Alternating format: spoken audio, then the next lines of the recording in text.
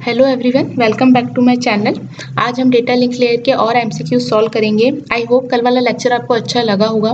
कल वाले लेक्चर में हमने 10 क्वेश्चंस ही सॉल्व किए थे, बट वो 10 क्वेश्चंस बहुत इंपॉर्टेंट थे क्योंकि उन्हीं से ही थोड़ा सा चीज़ों को घुमा फिरा के कई बार क्वेश्चंस पूछ लिया जाता है, जिसमें हमारा ट्रांसमिशन टाइम और प्रोपोगेशन टाइम जो होता है उसका काफ़ी इंपॉर्टेंट रोल है। उसका रिलेटेड आप ईथरनेट सीएसएम सीडी की बात करें या हमारे टोकन रिंग की बात करें तो हर जगह आपके ट्रांसमिशन टाइम और प्रोपोगेशन टाइम का काफ़ी इंपॉर्टेंस होता है।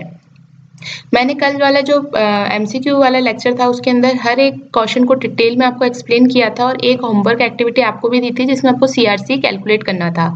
तो अगर मैं रिक्वेस्ट करती हूँ, अगर वो वीडियो आप लोगों ने नहीं देखा है तो प्लीज़ पहले वो वाला वीडियो देखिए डेटा लिंक लेयर का, और फिर आप इस वाले वीडियो पे स्विच कीजिए, तो आपके लिए भी ईजी रहेगा लेक्चर्स को समझ पाना, और ये बहुत हेल्पफुल होने वाले हैं आपको आपके एमसीक्यू सॉल्विंग के टाइम पे डेटा लिंक लेयर में। आज का जो हमारा फोकस है डेटा लिंक लेयर के एमसीक्यू सॉल्व करने का, वो मेन फोकस है कि डेटा लिंक लेयर में जो फंक्शनैलिटीज होती हैं हम उन फंक्शनैलिटीज पे डिस्कस करेंगे। डेटा लिंक लेयर के जो प्रोटोकॉल्स होते हैं उनके रिलेटेड कुछ एमसीक्यूज लेंगे। डेटा लिंक लेयर में क्या प्रोसेसिंग्स होती हैं, कैसे डेटा सेंड होता है, वो सब इन सब चीज़ों के बारे में डिस्कस करेंगे। तो यहाँ पे हम आज अराउंड 20 क्वेश्चन सॉल्व करेंगे और मैंने उन 20 क्वेश्चंस के लिए एक यहाँ पे इंपॉर्टेंट पॉइंट्स के लिए एक पीडीएफ भी बना दी है। जैसे क्या होगा, जब आप वापस इन फ्यूचर ये एमसीक्यू सॉल्व करेंगे तो आपके पास ये पीडीएफ ऑलरेडी अवेलेबल होगी, तो इस पीडीएफ के साथ साथ आप चीज़ों के एक्सप्लेनेशन को समझ पाएंगे। इनके जितने भी हमारे एमसीक्यू वाले लेक्चर्स हैं इनकी मैं पीडीएफ्स आपके टेलीग्राम चैनल पे डाल दूंगी, so don't worry about that. अभी आप मेनली फोकस कीजिए कि हम क्वेश्चंस कैसे सॉल्व करते हैं। तो देखिए, आज जो हमारी लेयर है वो सेम डेटा लिंक लेयर है, ठीक है। इनका ऑर्डर बहुत इंपॉर्टेंट होता है, ये जब हमने ओएसआई मॉडल पढ़ा था तब भी देखा था, और इसको याद करने का मैंने एक शॉर्टकट तरीका भी आपको बताया था कि आप ये स्टेटमेंट याद रख लो, please do not touch Sachin pat alligator, ठीक है। तो इसमें जो ये फर्स्ट लेटर होते हैं this will represent your layer, okay, in your OSI model. Please do not touch Sachin Pat alligator. So physical layer, data link layer, network layer, T is for transport layer, S is for session layer, P is for presentation layer and A is for application layer. तो आज हम पढ़ रहे हैं data link layer की, जिसके अंदर आपकी होती है फिजिकल एड्रेसिंग, ठीक है। एप्लीकेशन लेयर क्या होती है, नेटवर्क प्रोसेस एप्लीकेशंस के लिए। प्रेजेंटेशन में you will perform data representation and encryption. In session we have inter host communication. In transport end to end connections and reliability. In network it will be path determination and logical addressing. Data link में आपकी physical addressing होती है और physical में आपका network process application होता है। इसका मेरे को एक और डायग्राम बहुत अच्छा लगता है जो मैंने इस वेबसाइट से ही लिया है। आप देखिए, इसके अंदर क्या होती हैं, जो आपकी फर्स्ट 3 लेयर्स होती हैं, application, presentation and session layer, ये आपकी कौन सी लेयर्स होती है, सॉफ्टवेयर और अपर लेयर। ट्रांसपोर्ट लेयर आपका हार्ट ऑफ द ओएसआई होता है, और network layer, data link layer और फिजिकल लेयर्स क्या होती हैं आपके हार्डवेयर और लोअर लेयर्स। हम एमसीक्यू डिस्कस करने से पहले बिल्कुल थोड़ा सा जनरल इसका इंट्रोडक्शन देख लेते हैं, तो वो भी हमको काफी हेल्प करेगा हमारी एमसीक्यूज को सॉल्व करने में। एप्लीकेशन किस लिए यूज होती है, application layer to allow access to network resources. Presentation layer to translate, encrypt and compress the data. Session layer establish, manage and terminate the sessions, API, sockets, WinSock. Then your transport layer, it is used to provide reliable process to process message delivery and error delivery. Your network layer move packets from source to destination and provide the inter-networking. Your data link layer organizes the bits into frames and provide a hope to hope delivery. And physical layer is to transmit bits over a medium and to provide mechanical and electrical specification. And coaxial cable, fiber, wireless, hubs, repeaters are the devices on the physical layer. जब data send होता है तो sender की तरफ से top to bottom आपकी चलती हैं इन लेयर्स पे, ठीक है। लेयर्स के हेडर्स अटैच होते जाते हैं और आपका डेटा एनकैप्सुलेट होता जाता है, और रिसीवर साइड पे आपका बॉटम टू टॉप चलता है जहाँ पे हर लेयर का जो हेडर है वो डीकैप्सुलेट होता जाएगा और आपका हेडर डी अटैच होके अपर लेयर के ऊपर मूव करेगा, ठीक है। तो हमारा आज है data link layer. Data link layer की अगर हम डेफिनेशन और पर्पस की बात करें तो डेटा लिंक लेयर क्या होता है, it ensures the reliable data transfer between adjacent nodes on the same network, okay. It establishes a link between devices using a physical address, and physical address means MAC address, okay. ये हमने देखा था physical address क्या होता है आपका? MAC address. अगर हम प्रोटोकॉल्स की बात करें तो ईथरनेट इसका प्रोटोकॉल है, वाईफाई और पीपीपी, पॉइंट टू पॉइंट, ठीक है। देन की फंक्शंस की अगर हम बात करें तो ये सबसे पहले डेटा की फ्रेमिंग कर देता है फ्रेम्स के अंदर, और इसके अंदर मीडिया एक्सेस कंट्रोल और एरर डिटेक्शन इसके की फंक्शंस होते हैं। ओके, अब हम चलते हैं क्वेश्चंस पे, और क्वेश्चंस के साथ साथ हम और इसके इंपॉर्टेंट पॉइंट्स को डिस्कस करेंगे। तो हम फर्स्ट क्वेश्चन ले लेते हैं। फर्स्ट क्वेश्चन क्या है आपका? The data link layer takes the packets from and encapsulates them into frames for transmission. Means यहाँ पे पूछ रहा है कि हम जो डेटा लिंक लेयर है आपकी, ठीक है, जो भी डेटा लिंक लेयर है वो डेटा कौन से लेयर से लेती है, ठीक है। यहाँ पे मतलब कौन सी लेयर आएगी जिससे वो डेटा लेती है और उस डेटा को एनकैप्सुलेट कर देती है किसमें? फ्रेम्स में। तो अभी हमने ओएसआई की लेयरिंग देखी है, तो ओएसआई लेयर में हमने देखा है कि डेटा लिंक लेयर से जस्ट ऊपर लेयर कौन सी होती है आपकी? Network layer. तो डेटा लिंक लेयर क्या करती है? नेटवर्क लेयर से डेटा लेती है और उस डेटा को एनकैप्सुलेट कर देती है फ्रेम में। तो इसका आंसर क्या हो जाएगा आपका? ए, नेटवर्क लेयर। क्वेश्चन नंबर 2 देखो, यहाँ पे मैंने इनके पॉइंट्स भी लिख रखे हैं। देखिए, कंप्यूटर नेटवर्क में क्या होता है? Data from application layer is sent to transport layer, ठीक है, and is converted to segments, then that segments are transferred from network layer and converted into packets. Network layer पे पैकेट्स, ट्रांसपोर्ट लेयर पे segments, और ये packets फिर कहाँ पे move होते हैं? डेटा लिंक लेयर पे, जहाँ पे किसमें एनकैप्सुलेट हो जाते हैं? फ्रेम्स के अंदर, ठीक है। और ये फ्रेम्स क्या होते हैं? फिर आपके फिजिकल लेयर पे ट्रांसफर होते हैं, जहाँ पे फ्रेम्स किसमें कन्वर्ट हो जाते हैं? बिट्स में। और आपकी डेटा लिंक लेयर की मेन सर्विसेज क्या होती हैं? Error control and flow control, ठीक है। तो एरर कंट्रोल और फ्लो कंट्रोल जो होता है वो इंसर्ट हो जाता है आपके फ्रेम के अंदर at the data link layer. अब क्वेश्चन 2 देखिए, विच of the following task is not done by data link layer? तो फ्रेमिंग ये तो होती है, अभी हमने देखा फर्स्ट वाले क्वेश्चन में, फ्रेम्स में एनकैप्सुलेट करता है। एरर कंट्रोल और फ्लो कंट्रोल, एरर कंट्रोल और फ्लो कंट्रोल दोनों ही इसके की पॉइंट्स हैं, हमारे डेटा लिंक लेयर के की पॉइंट्स हैं आपके error control and flow control. Next आपका channel coding. Channel coding means Manchester, आपकी differential Manchester, unipolar, bipolar, NRZ, RZ, ये सब अभी हम पढ़कर आए हैं जस्ट हमारे एमसीक्यूज में, और ये सारी कोडिंग्स हमने कहाँ पढ़ी थी? कौन सी लेयर में पढ़ी थी? फिजिकल लेयर में, ठीक है। और हमसे क्या पूछा गया है कि कौन सा टास्क है जो कि डेटा लिंक लेयर के थ्रू डन नहीं होता? तो देखो, फ्रेमिंग, एरर कंट्रोल और फ्लो कंट्रोल, ये तीनों तो आपके डेटा लिंक लेयर पे होते हैं। कौन सा नहीं होगा? Channel coding. तो इसका आंसर क्या हो जाएगा? डी। नेक्स्ट देखो, which sub layer of the data link layer perform data link functions that depends upon the type of medium?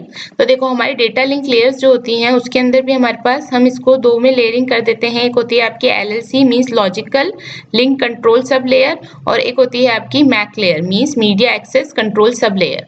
तो हमसे क्या पूछा है कि डेटा लिंक लेयर की जो सब लेयर होती है, कौन सी सब लेयर है जो कि परफॉर्म करती है डेटा लिंक फंक्शन को, जो कि डिपेंड करता है मीडियम के टाइप पे? तो इसका आंसर आपका हो जाएगा media access control sublayer. अगर इसके बारे में हम और थोड़ा सा देखें तो देखो, media access control sublayer जो होती है किससे डील करती है?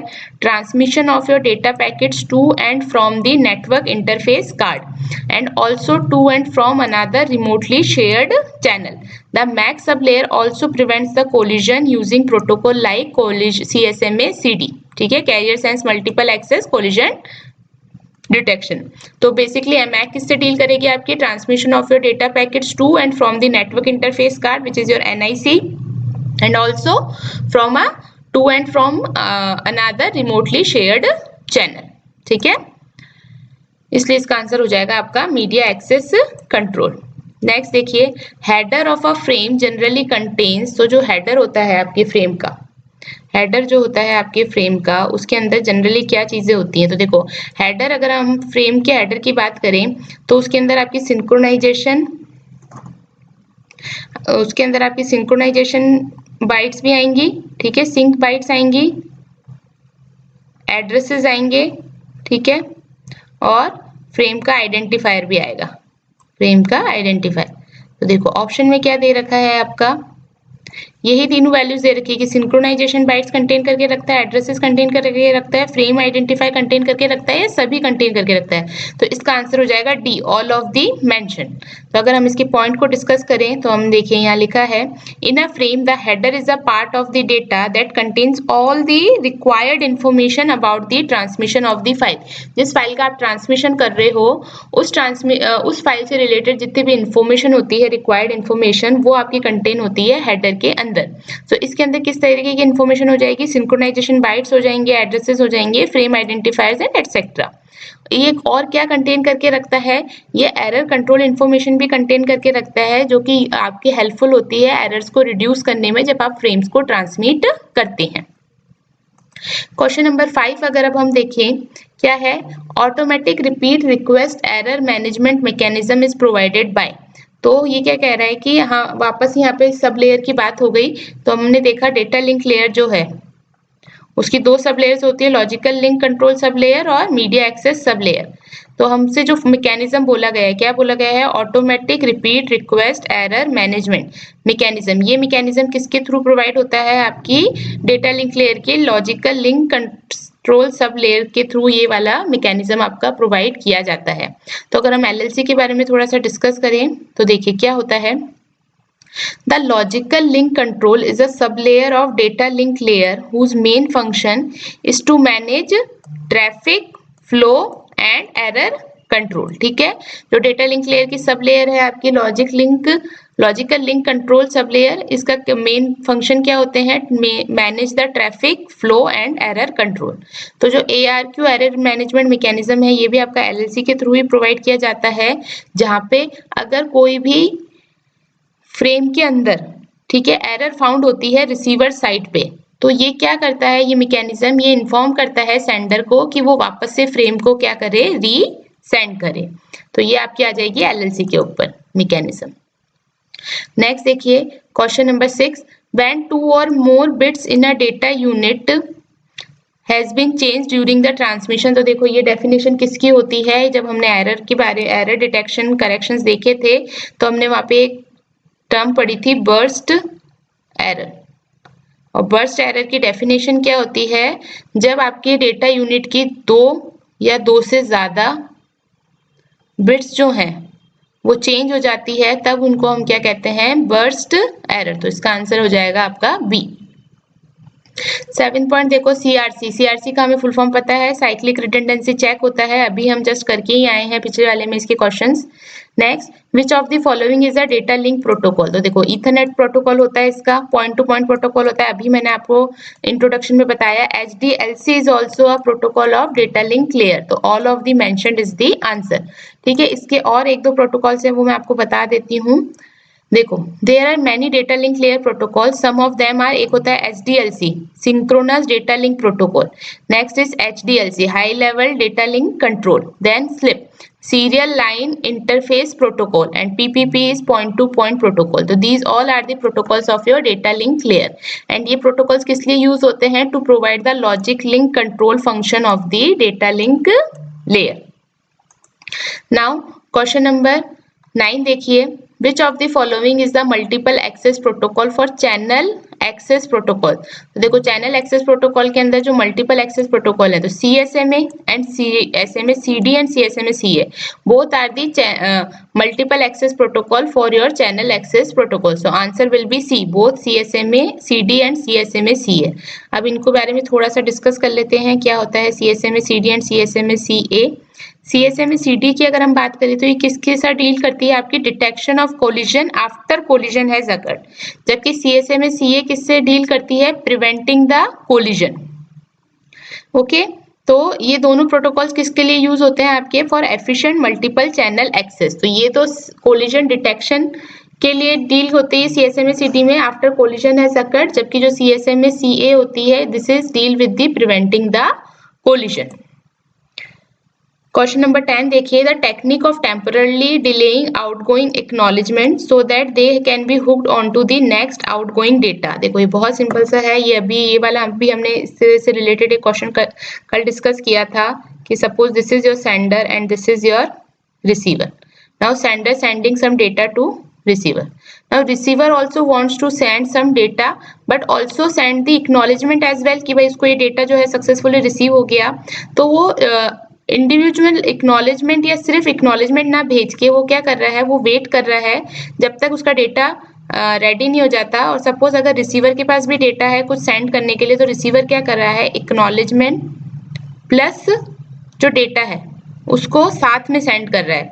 तो ये जो टेक्निक होती है, ये टेक्निक आपकी क्या कहलाती है, ये टेक्निक कहलाती है आपकी पिगी बैकिंग. ठीक है, और यही हमसे पूछा गया है कि अगर एक्नॉलेजमेंट को थोड़ा डिले करके डेटा के साथ अगर भेजा जाए तो वो टेक्निक क्या कहलाती है, वो टेक्निक कहलाती है आपकी पिगी बैकिंग.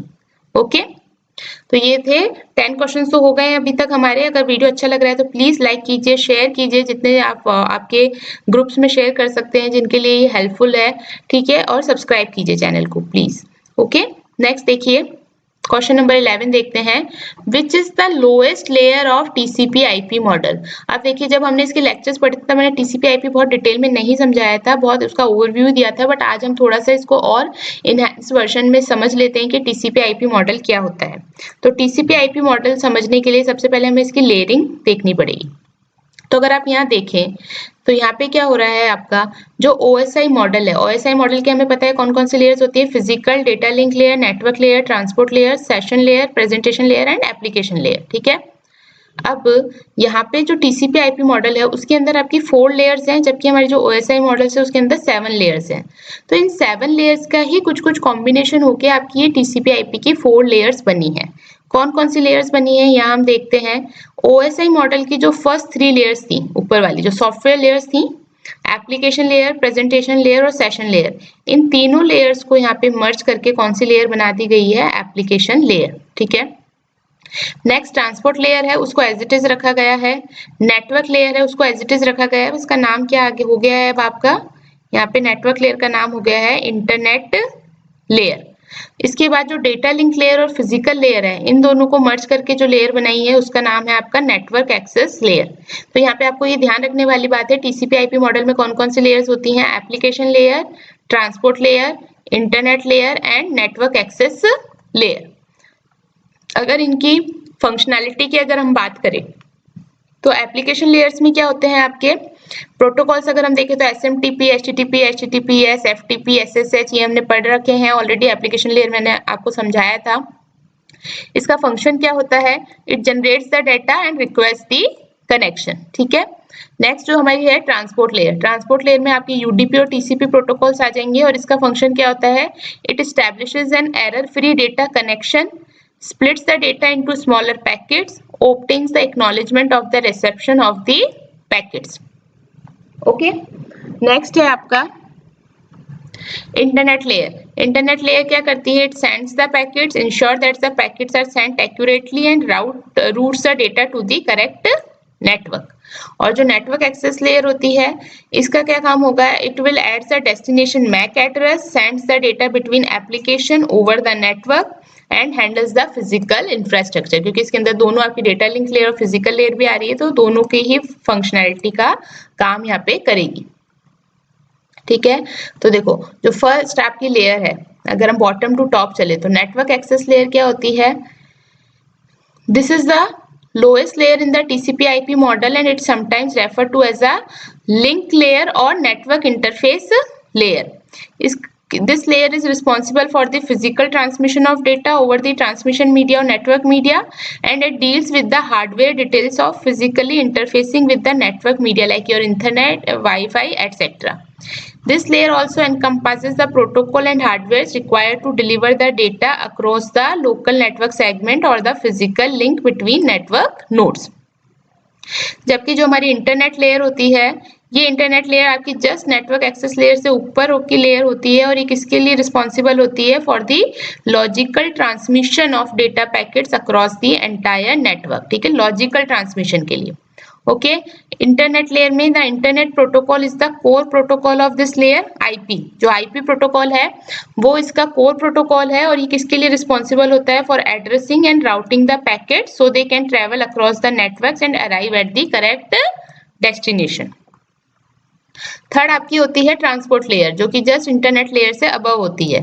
इसको और क्या बोला जाता है, इसको host to host transport layer भी बोला जाता है, या फिर आप इसको सिंपली ट्रांसपोर्ट लेयर भी बोल सकते हो। ये क्या इंश्योर करती है, रिलायबल डेटा ट्रांसमिशन इंश्योर करती है between the 2 points on a network. तो इसके अंदर आपके जो प्रोटोकॉल्स होते हैं वो टीसीपी एंड यूडीपी होते हैं, transmission control protocol and user datagram protocol, ठीक है। और ये क्या प्रोवाइड करवाते हैं आपको, end to end communication services for the application. देखो ये वर्ड्स बहुत इंपॉर्टेंट है, एंड टू एंड हो गया, ठीक है ना, host to host transport layer हो गए, कौन कौन से प्रोटोकॉल्स हैं, ये वर्ड्स बहुत इंपॉर्टेंट है क्योंकि इन्हीं से ही रिलेटेड और इनके आसपास ही एमसीक्यूज पूछ लिए जाते हैं और हमको ध्यान नहीं रहता। जैसे पूछ लिया जाता है कि टीसीपी और यूडीपी प्रोटोकॉल्स कहाँ वर्क करते हैं, तो आपको पता होना चाहिए कि वो ट्रांसपोर्ट लेयर पे वर्क करते हैं, ठीक है। नेक्स्ट है आपकी एप्लीकेशन लेयर। एप्लीकेशन लेयर क्या होती है, हाईएस्ट लेयर है आपकी टीसीपी आईपी मॉडल की, और ये क्या प्रोवाइड कराती है, interface for the application to use the network. The application layer defines protocols for node to node application, okay. ये एंड होस्ट टू होस्ट था, ठीक है, आपका ये वाला एंड था, ठीक है, और इसके बाद अब आपका ये वाला आ जाएगा।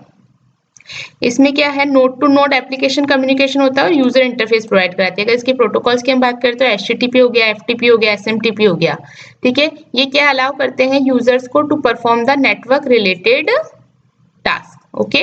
तो ये आपका टीसीपी का डिस्कशन था, ठीक है। जैसे ओएसआई मॉडल से हमने टीसीपी आईपी मॉडल अगर हमको क्रिएट करना है तो उसका मतलब क्या हुआ कि फर्स्ट 3 लेयर्स जो मर्ज होंगी वो आपकी फर्स्ट लेयर बनाती है टीसीपी आईपी मॉडल की, देन ट्रांसपोर्ट लेयर आती है, नेटवर्क लेयर से इंटरनेट लेयर आती है, और data link layer physical layer को मर्ज करके आपकी कौन सी लेयर आती है, नेटवर्क एक्सेस लेयर।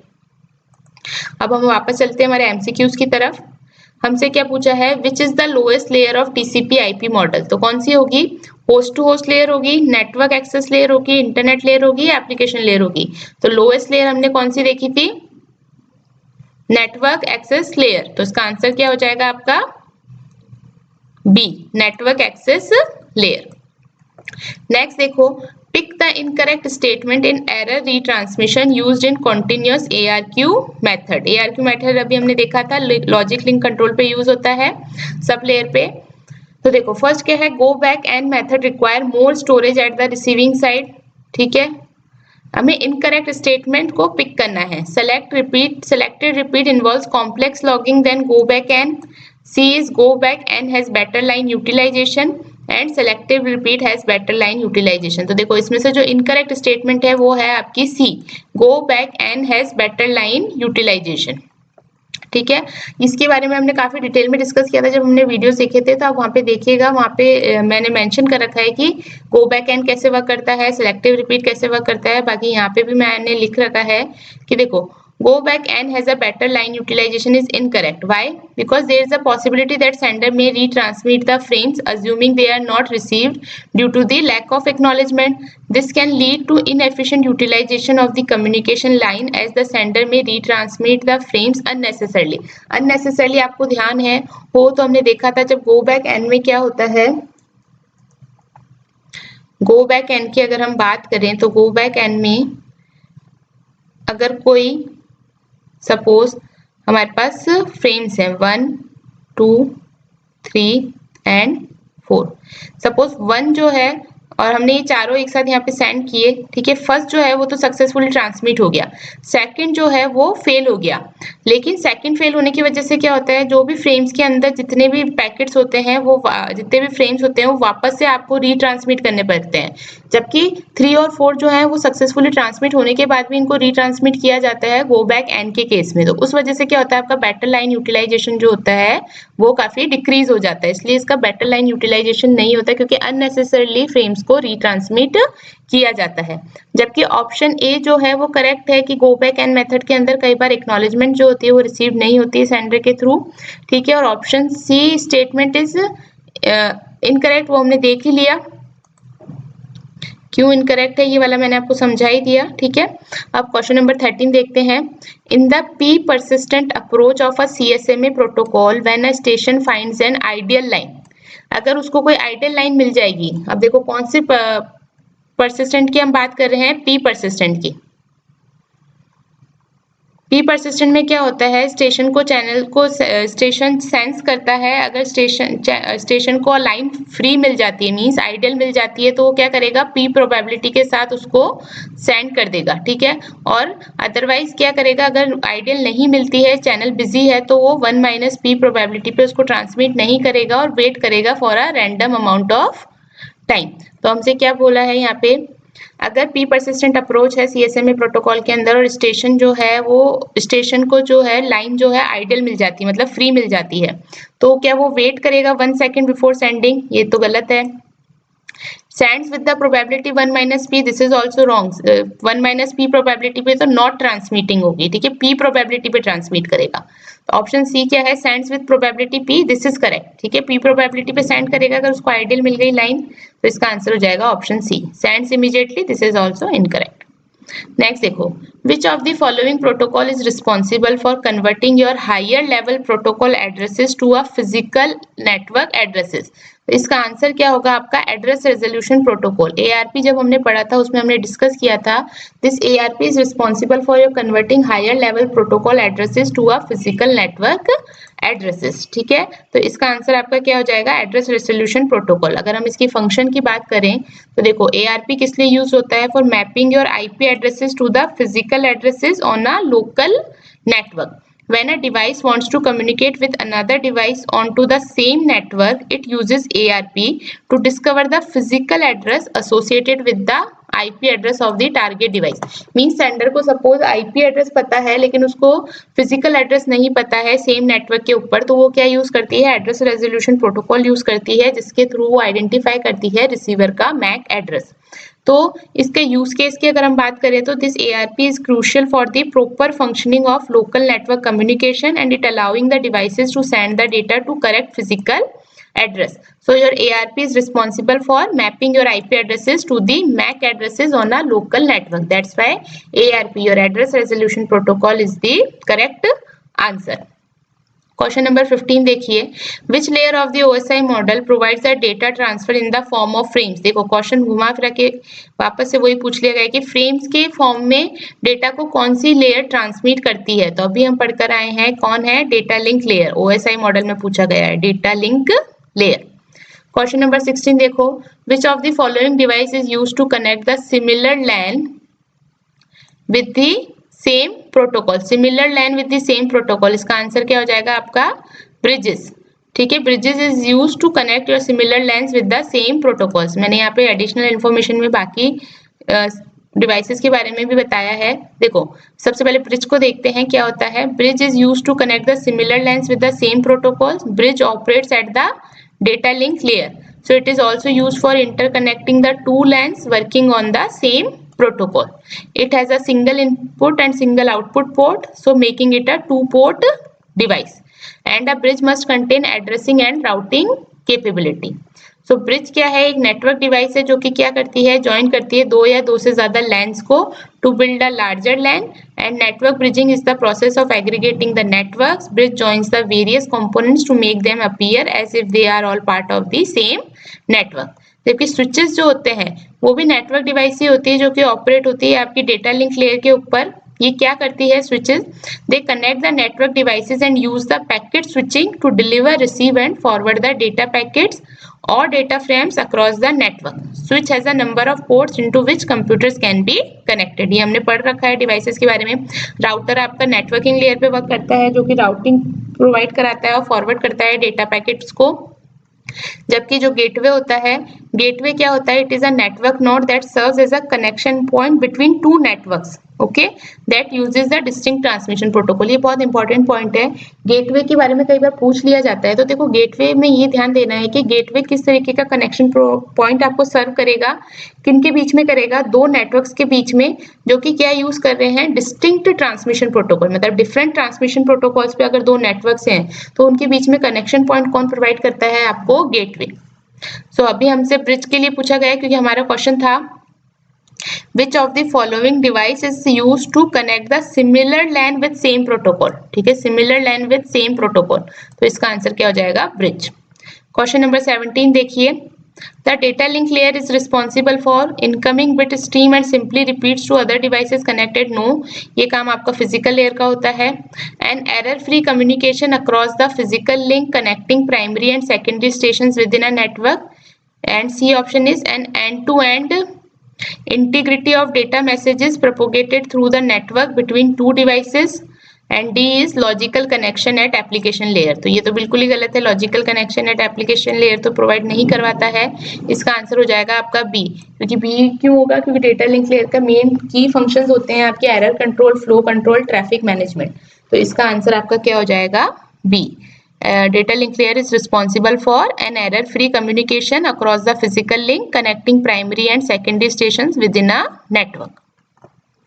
नेक्स्ट देखो 18th question number 18. Device bridge is use at the layer of OSI reference model. अभी देखा ब्रिज जो डिवाइस है वो कहाँ पे यूज होती है? आपकी डेटा लिंक लेयर पे.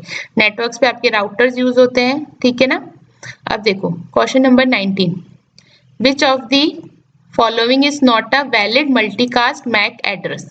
तो सबसे पहले हमें देखना पड़ेगा. हमारे पास तीन तरीके के एड्रेस होते हैं. एक होता है हमारे पास यूनिकास्ट. ठीक है, यूनिकास्ट का मतलब है वन टू अनदर. ठीक है. एक होता है हमारे पास ब्रॉडकास्ट, जिसके अंदर हमारे पास डेटा आता है सेंडर से और वो सब पे ब्रॉडकास्ट हो जाता है, जितने भी रिसीवर्स हैं उन पे. और एक होता है हमारे पास मल्टीकास्ट. मल्टीकास्ट में क्या होता है? कुछ ग्रुप ऑफ रिसीवर्स होते हैं जिसके ऊपर हम डेटा को सेंड करते हैं. ठीक है. ये आपका होता है यूनिकास्ट, ये होता है आपका ब्रॉडकास्ट और ये होता है हमारा मल्टीकास्ट. हमसे मल्टीकास्ट के बारे में यहाँ पूछा गया है कि कौन सा एड्रेस है जो कि वैलिड मल्टीकास्ट मैक एड्रेस नहीं है. तो जो मल्टीकास्ट एड्रेसेस होते हैं उनकी एक स्पेसिफाइड रेंज होती है और वो रेंज क्या होती है? 010005E 000000 to 01005E7FFFF. देखो ये मैक एड्रेसेस हैं. ठीक है, 6 बाइट्स में आ जाएंगे ये आपके, और ये हेक्साडेसिमल में रिप्रेजेंट होते हैं. ये आपको पता होना चाहिए. हमने ऑलरेडी डिस्कस कर चुके हैं मैक एड्रेसेस के बारे में डिटेल में.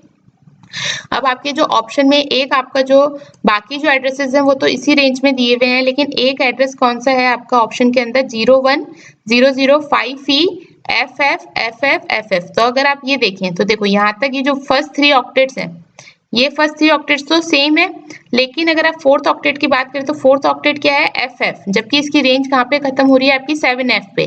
तो ये beyond the multicast MAC address range का एड्रेस है. ठीक है, तो इसलिए ये वाला एड्रेस जो है आपका वैलिड मल्टीकास्ट एड्रेस नहीं होगा. तो ये आंसर हो जाएगा आपका कौन सा इसके अंदर? This one.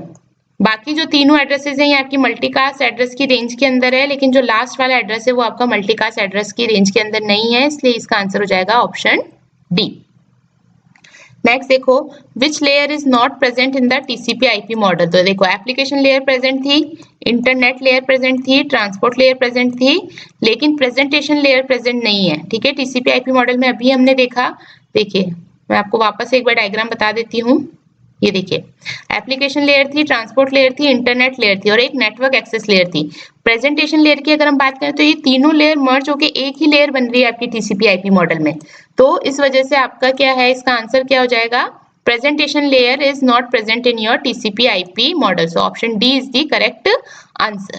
So that's it for this video. I hope आज वाला वीडियो आपको समझ में आया होगा. हमने काफी डिटेल में जो बेसिक्स होते हैं, फंक्शनैलिटीज के ऊपर जो क्वेश्चंस आते हैं डेटा लिंक लेयर में, वो डिस्कस किए हैं with the all concept. So that PDF as well as the important points I will share on the Telegram channel. But please अगर वीडियो अच्छा लगा है तो लाइक कीजिए, सब्सक्राइब कीजिए एंड शेयर कीजिए चैनल को. Thank you.